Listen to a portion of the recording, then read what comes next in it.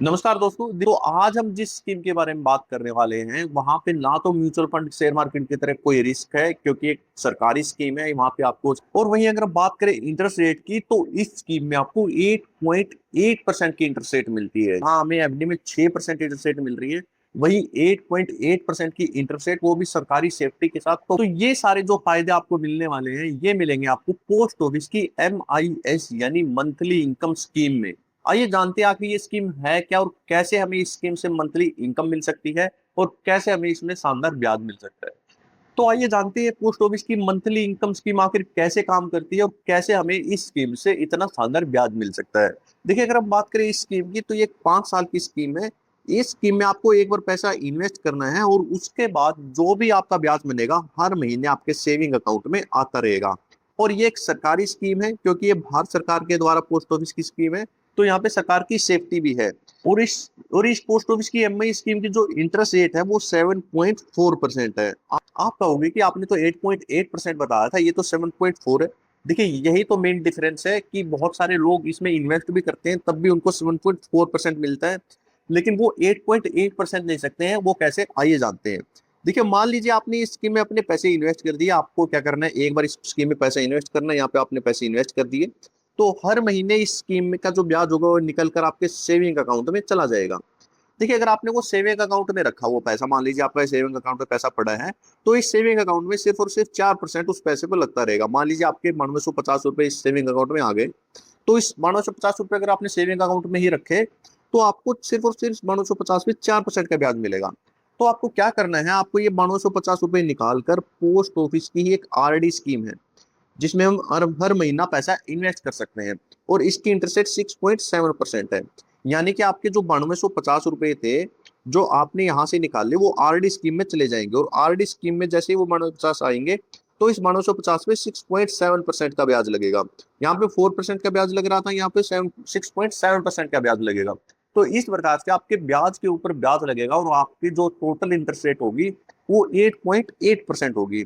बहुत सारे लोगों को ये लगता है कि 7.4% हमें MI से मिल रही है, 6.7% हमें RD से मिल रही है, तो टोटल 14.1% होगी, तो हमें तो इतनी इंटरेस्ट रेट मिल रही है जो शेयर मार्केट में भी नहीं मिलती।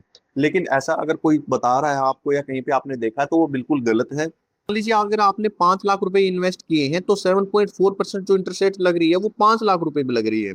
जबकि 6.7% जो इंटरेस्ट रेट लग रही है वो लग रही है हमारे सिर्फ और सिर्फ ब्याज के ऊपर। यानी ब्याज थोड़ा आता है, तो वहां पे कम पैसा बनेगा। तो इसीलिए जो इंटरेस्ट रेट है, अगर ये 6.7 की 5 लाख पे लगती, तब तो हम कह सकते थे कि 14.1% मिलेगी।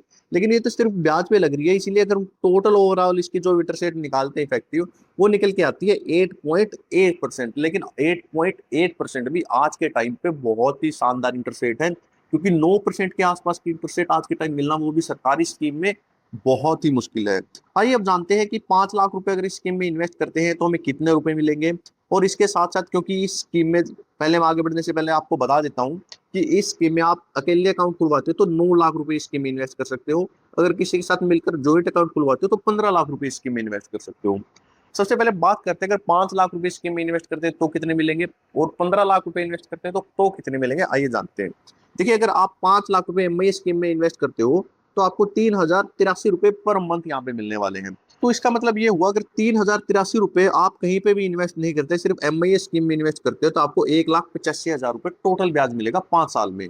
वहीं अगर हम बात करें, अगर उसी 3083 रुपए को आप RD स्कीम में इन्वेस्ट कर देते हो, जैसे हमने अभी बताया था, तो आपको यहाँ पे 2,19,000 रुपए मिलेंगे। यानी कि 1,85,000 से लगभग लगभग 34,000 रुपए ज्यादा फायदा होगा आपको RD में इन्वेस्ट करने से। तो इसीलिए यहाँ पे जो इंटरेस्ट रेट है बहुत ही शानदार आपको मिलने वाली है। अब बात करते हैं 15 लाख रुपए यहाँ पे अगर हम इन्वेस्ट करते हैं तो आपको कितने रुपए मिलेंगे। देखिए, 15 लाख रुपए अगर आप यहाँ पे इन्वेस्ट करते हो, तो 15 लाख रुपए पर 9250 रुपए आपको हर महीना मिलने वाले हैं। वहीं अगर आप इसी 9250 रुपए को RD में इन्वेस्ट करते हो, तो आपके यहाँ पे टोटल टोटल जो ब्याज आपका मिलेगा वो मिलेगा 1,12,000 रुपए ज्यादा। यानी टोटल 5 साल के बाद आपको टोटल अमाउंट जो मिलेगी वो मिलेगी 21.6 लाख रुपए।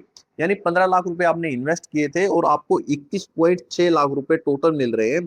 यानी तो इसीलिए यहाँ पे बहुत ही शानदार ब्याज आपको मिल रहा है। लेकिन इस ब्याज को देखकर ही आप इन्वेस्ट कर दो, ऐसा बिल्कुल कभी भी गलती मत करना, क्योंकि छोटी छोटी ऐसी कंडीशन होती हैं जो आपको बाद में पता चलती है और आपको नुकसान हो सकता है। वो कैसे, बहुत सारी टर्म एंड कंडीशन ऐसी होती है, अगर आपको बाद में पता चलता तो आपको नुकसान हो सकता है। जैसे कि मान लीजिए आपने इस एमआईएस स्कीम में ही 15 लाख रुपए इन्वेस्ट कर दिए और आपको बीच में पैसे की जरूरत हो जाती है, तो उस कंडीशन में 1 साल से जो पहले ये पैसे किसी भी कंडीशन में नहीं निकलेंगे। और अगर आप 1 साल और 3 साल के बीच में ये पैसे निकलवाते हो, यानी 5 साल होने से पहले पैसे निकलवाते हो और वो भी 1 साल और 3 साल के बीच में, तो वहां पे आपको 2% की पेनल्टी देनी पड़ेगी। यानी कि मान लीजिए आपने 10 लाख रुपए स्कीम में इन्वेस्ट किए, तो उस कंडीशन में आपको 2% यानी 20 हजार रुपए यहाँ पे पेनल्टी देनी पड़ेगी, और बाकी का पैसा 9,80,000 रुपए आपको मिल जाएंगे। और जो हर महीने आपको पैसे मिल रहे हैं वो आपको वापस नहीं करने, वो आपने ले लिए। उसकी उसी हिसाब से अगर आप 3 साल और 5 साल के बीच में अकाउंट बंद करवाते हो, यानी प्रीमेच्योर क्लोज करवाते हो, तो आपको 1% की पेनल्टी लगेगी। यानी 10 लाख रुपए अगर आपने इन्वेस्ट किए तो 10,000 रुपए आपको यहाँ पे पेनल्टी लगेगी, और ये 9,90,000 आपको लुटा दिए जाएंगे, और आपने जो ब्याज ले लिया वो आपके पास ही रहेगा। 5 साल के बाद कोई भी दिक्कत नहीं है, आप जितने भी पैसे आपने इन्वेस्ट किए थे, 10 के लाख 15 लाख जो भी आपने इन्वेस्ट किया था, पूरा का पूरा पैसा आपको बिना पेनल्टी के एज इट इज लौटा दिया जाएगा।